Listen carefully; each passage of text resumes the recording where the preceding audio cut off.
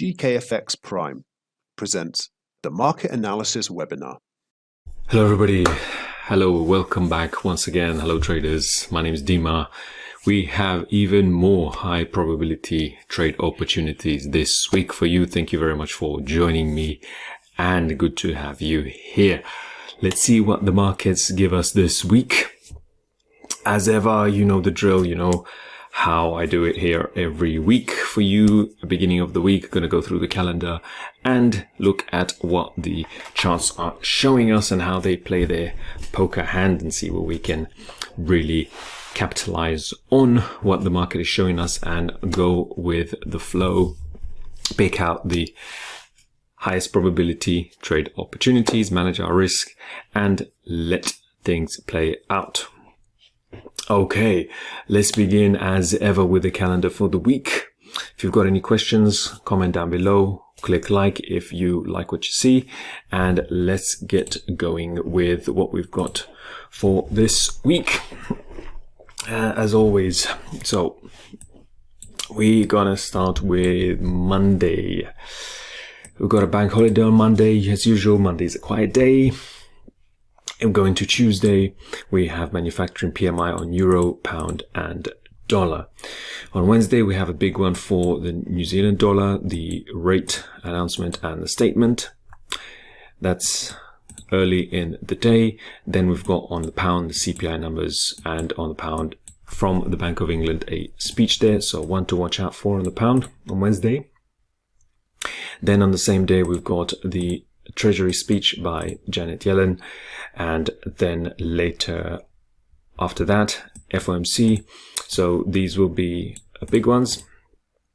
And then Thursday from the dollar GDP and the price index, and then Friday ending the week on the dollar core PCE price index, which will be of a lesser, let's say, importance, but the one to watch out for, of course, definitely FOMC on the pound there on Wednesday, and the rate statement on New Zealand.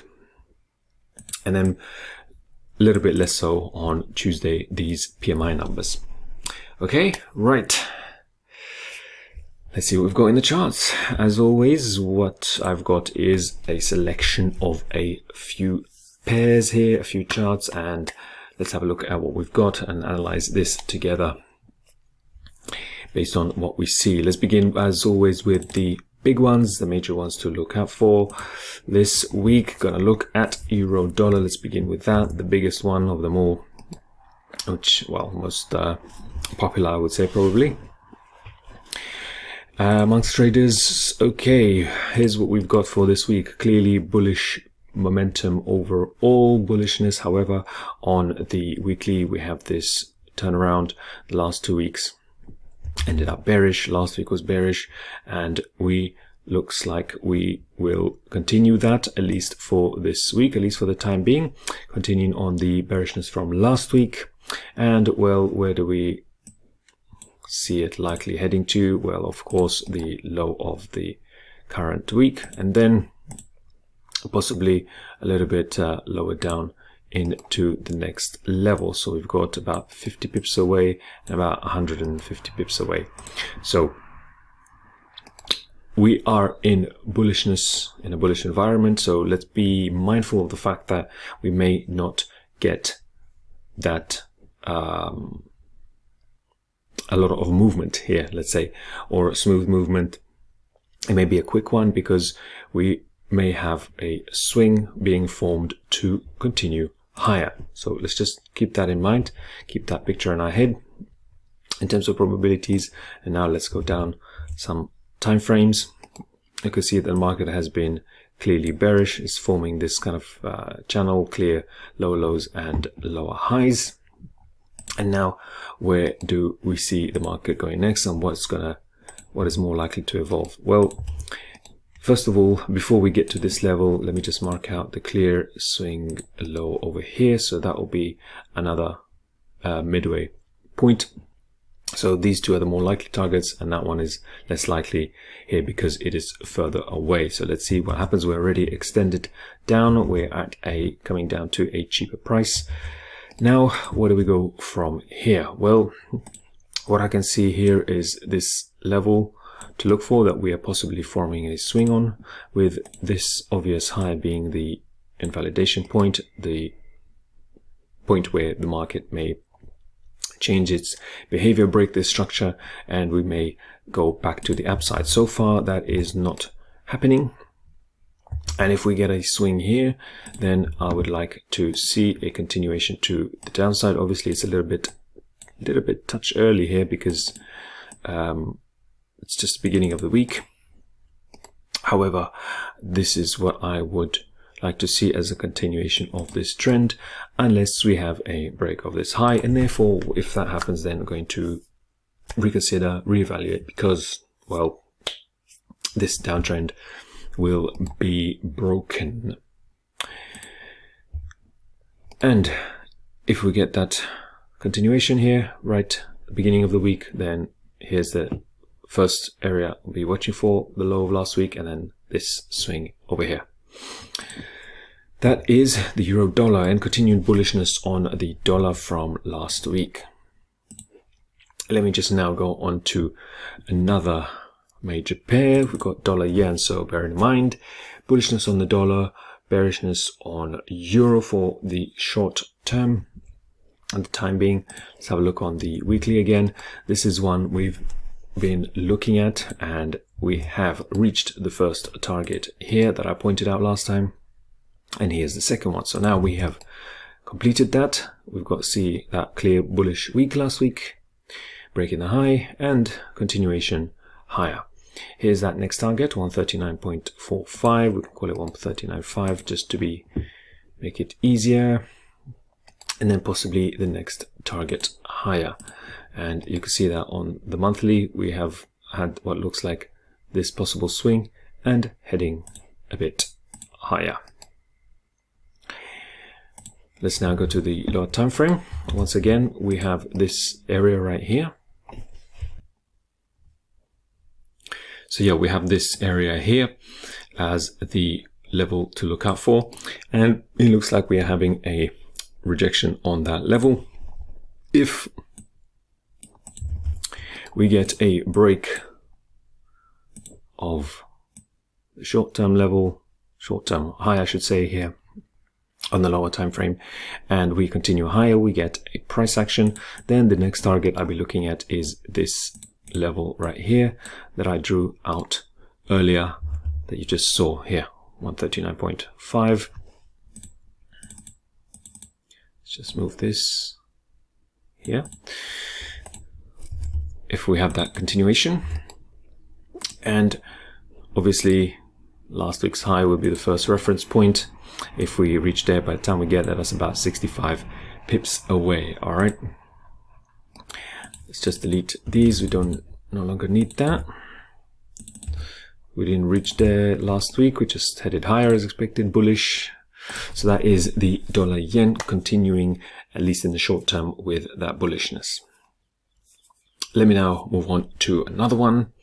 The next one in terms of its size, let's go to euro pound.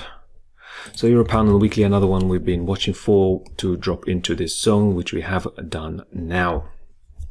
Now the interesting thing about this zone is that it may be a possible reversal zone, because overall the bullishness prevails in terms of the monthly picture on euro pound, but we don't have any clear reversal. The price is a little bit choppy now on the weekly. If you want to see on the daily, you can see it's very messy price action, nothing clear here. So what do we want to see next? Well, in order to see that reversal, first of all I'd want to see a break of a major high. Here's that swing high, then a reversal, sorry, pullback, then a continuation idea. So if you want, you can look left here. Here's a level as well, but this is a structural high here, and we can wait for the break, the pullback, and the continuation. That will be the probability. However, we can also drop a little bit lower. So let me just show you here where price has not been before. And if we drop lower again, we'll be looking at something like this. So some kind of price action here, reversal, and then heading higher. We've got a very nice risk to reward here from this low to these highs. First, 1, 2, 3. Let's just delete this one. And then we've got a very good, decent trade here to take if we're going to hold to these highs. So it might take some time, bear it in mind, but who knows, maybe not. The point is that we are overall bullish on the very, very high time frames. That's the euro pound. Let's see, at the moment it's a bit too messy, it's too unclear. We do have some pound news this week, and maybe we'll watch out for that. Let's see if that's the catalyst. Or at the moment, the key here is waiting. It looks like a little bit too early, a little bit not quite ripe enough, still a bit too green to make a decision about. Next, I'm going to go to pound yen. That's the next one I've got on the list. Right, pound yen. Let's look at the monthly quickly. Got to see very clear swing here, bullishness, bullishness. Each month we're getting higher, and we can see here is the last major high, which we have reached. And then there's a little wick here, which would be the next reference point that I'll look for the market to reach to. It's about 300 pips away, so that's obviously on the monthly. Here we've got the last week's bullish price action, bullish week. So I'm looking for a continuation for this week. We've got from where we are now to here, well over 300 pips away. So quite a distance. Let's have a look on the 4 hour. Here's the 4 hour. What do I see here? Well, want to see a good price, a nice, call it maybe nice, it's not the right word, but a high probability pullback to a better price, looking for a better price. And where do I see that? Well, we've got this level here. It'd be nice if it drops, and if we get a reversal, and then we go to the upside, and we will have a fairly juicy risk to reward, decent trade. The low, reference of the low would be right here, which would invalidate this whole idea, and that is what I'll be looking at. So here's that zone, drop here, maybe drop a little bit further down, possibly. It is pound yen, so it can be volatile, can move pretty quickly. That is the idea here, and you can see if you want to draw, some people draw a trend line. Yep, so if it breaches that trend line, then that is just fine, but that's just as a reference point for you. It's not really necessary. A better price, a lower price, and then continuing on its way higher. That's the pound yen with the bullish bias. Let's move on to another pair. Let's go to EURCAD. So we do have, let's just step back for a second, pause, and see what we've got. We have several euro pairs. We do have several dollar pairs as well. So dollar yen, euro dollar, we're going to look at Bitcoin in dollars, and S&P can be affected by dollar news. Bear that in mind when you're taking your trades in terms of what you're choosing and what you are actually placing your risk at, where you are choosing to place it, because you don't want to be placing it all over and overstretching yourself with your risk. These are the setups, these are scenarios, and we don't know how they're going to play out. And also, well, the market can do anything, so remember that, and we want to bear that in mind. What I'm going to say as well is that we have a short bias on euro dollar, a possible bullish bias on euro pound if we get the reversal, and on EURCAD we have got a bearish bias for the week. So those are not quite matching in terms of the direction the euro is going. Therefore, we want to pick one of these and then leave the rest, I would say, because otherwise you're going to be contradicting yourself in terms of the euro if you're placing yourself on all of these charts, all of these at the same time. Therefore, the short way to say it is pick your pair carefully and just stick to it so that you have your one bias. You're not offset, you're not unbalanced in the market. Yeah. All right, what do we see here on EURCAD? Well, EURCAD, we have got overall bullishness. This month we have rejected. However, we are still in a bullish trend. So therefore, if I look down on the weekly, what I see overall, I would look at bullishness. However, we are now in a sort of pullback phase. And now we're going to bear in mind that we are trading that pullback. Maybe it's a lower probability in terms of matching timeframes, but let's see if there is a higher probability idea. Well, the idea here is that we have bearish weeks, 3 in a row. Last week very clearly bearish, closed below these structures and the previous structures. So clearly bearish, at least for now. Now, where do we expect bearishness until? Obviously, it would be the low of last week, and then this zone right here that I'd be interested in as the next possible target. If you want a more specific price, then here it is, this low here. And yeah, it's not very far away, about 70 pips and 150 pips. Let's see if we can find something interesting there. Right. Okay. So here we go. What do we see here? Well, here's a level. And if where price is at right now creates a swing and holds this level, then I'll be looking for the downside. First target and second target.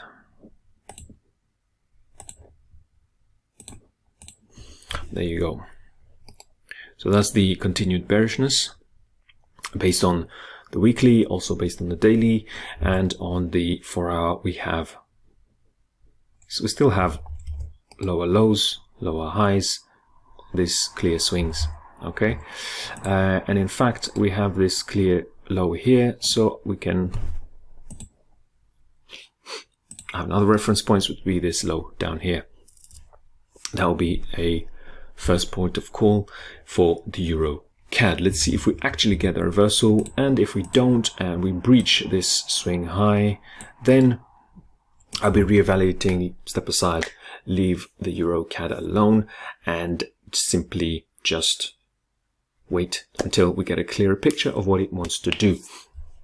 If the probabilities are no longer in our favor, then we don't want to be messing around and forcing things. So this is the place where I'll be looking for as a reference. Let's see if it holds this zone that is marked out. Okay, next. Where we're going to next. So we have covered where we had covered euro dollar, covered dollar yen, covered pound yen, euro pound, and EURCAD. So those are the forex pairs. And now let's go to indices. Let's go to S&P. Again, we've been watching this. We've been like a hawkeye, like a sniper, sitting, waiting, watching for all these pairs. As you can see, monitoring the development of the high probability charts, the ones that are where the market is showing us what it wants to do, and we have a clearer picture. So we want to keep track to look out for the next opportunities. Last week I was bullish on S&P, if I'm not mistaken. I was looking at a level here, so this is what I drew out, and indeed, what do we have? Well, we had the breach of this level, pullback, and continuation. So it did indeed go with the flow of the bias. And what do we see next? Well, the next is this target here, 4222, which we had in mind last time, and we haven't quite reached there. So therefore, possibly we'll see if we reach that point. Now, what we see clearly here, just like the previous charts, we have a reference point here, which is a swing low. We want to be holding that if we're continuing bullish. And now we have had a retracement here. And let's see if we get some kind of swing, some kind of clear price action bullish. At the moment, we don't have that. You see we are gapped here, gap lower, but didn't create any price action in terms of reversal. If we do and we push higher, then obviously be looking for this high, which is not very far away, to be honest with you, which does not make it the highest probability, the best trade. Really not quite there, does it? Because we don't have enough leeway, we don't have enough movement here to read. It'll be better, I would say, in terms of entering if we get a lower price, create maybe another bottom or another kind of W pattern, take out this low and then move higher. That would be much more favorable because we get a cheaper price and a better risk to reward. But because we're so close, the short of it here on the S&P is because we're so close here, that makes it lower probability, because when the market tends to come near these types of major levels, it gets a bit choppy, chops and changes, and you don't want to be messing around with this unpredictable type of market. But overall, the bias is still bullish. Don't have any clear turnaround, don't have any clear reversal sign here in terms of the price action. So, well, we need to make a decision. So I'll let you make a decision on that, whether you actually want to get involved when there's something clearer. The lower time frames would be an even better way of entering. You might get a tighter stop loss, a tighter entry, perhaps on the 1 hour or lower, and that would be a possible idea if it matches with what we plan. All right. So as you can see, some charts look clearer, some don't, but we've got some possible scenarios, and depends on how the market plays its hand. Then we'll have to make a decision on that. All right. Okay. Hope you're keeping up. If not, then yeah, feel free to pause the video or rewind and place a comment down below if you're enjoying this video or what you feel you're getting out of it. Lastly, I am going to go to Bitcoin. As always, another one we've been tracking, another one we've been looking at each week, and we have got a little bit more price action, some more developing candles being printed. What have we got? Well, continued bearishness, a bit of an indecisive week last week. Inside the previous week, still bearish, no reversal sign. So as with the previous weeks that I've been looking at this with you guys, then you can see that, well, the bearish prevails because we've got no price action to show us, to indicate otherwise. Drew up this level here as a possible reversal, which we had here. We have not breached it. This was the invalidation point to go higher. We got stuck in this range and now expecting lower prices. And the lower prices are number 1, number 2, and possibly less likely number 3, third target here, because of this gap that was developed. Now, the question becomes where to from here. Well, I'm still going to keep this high here as the invalidation because it is the last major swing high. So if we breach that, then that is no go. So I see several scenarios. First of all here, because we are in this range on last week, if we get another push to the high, another chance to enter, we don't breach this high, create some kind of reversal pattern once again, then this area, revisiting of this area, would be higher probability. However, the other scenario, of course, we have to account for the fact that may not do that. So a breakdown below this low here, and then a pullback to get a better price, and then a continuing lower would be another possible idea. So let's just show you the. So these are the two ways I'm looking at, obviously favoring this high up here. If we get another spike, another kind of opportunity, we do have FOMC, but if we don't, we get a breakdown, then this will be the scenario to watch for if it happens like that. Okay, otherwise still bearish, still looking for it to go lower. The dollar is strong, Bitcoin priced in dollars. Therefore, let's watch out for that. I got these broken structures to the low. We're going lower, we're ever so slightly. So yeah, let's see if it plays out. It looks more likely to play out this week than it does last week. And if you're already in this trade, then well, you'll just be holding and waiting for the market to make its move. Sometimes a little bit more patience is required, and remember, the more we have the market ranging, the more it's moving sideways. And then when it eventually breaks out, when it eventually makes its move, it's more that pressure that's built up over time gets released, so to speak. Kind of like a compression, and the more compression there is, the more tightness, the bigger the release is afterwards.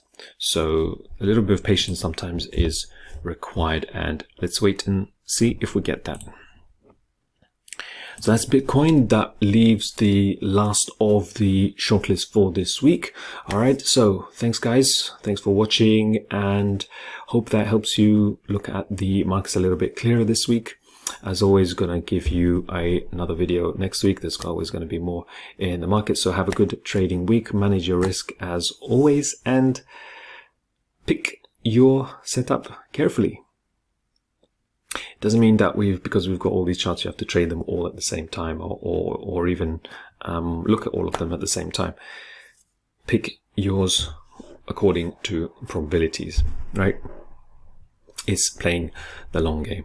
Okay, thanks guys for watching, and I'll see you on the next one. All right, bye for now.